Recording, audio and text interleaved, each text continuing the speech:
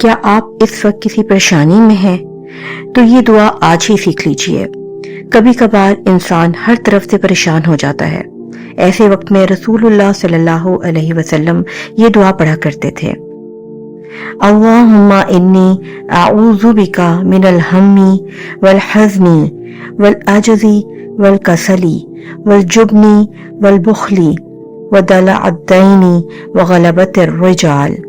ए अल्लाह, मैं तेरी पनाह मांगता हूँ गम और परेशानी से, कमजोरी और सुस्ती से, बुज़दिली और बुखल से, कर्ज के बोझ से और लोगों के गलबे से। ये दुआ सिर्फ अल्फाज नहीं बल्कि अपने दिल का बोझ अल्लाह के सुपुर्द करने का नाम है।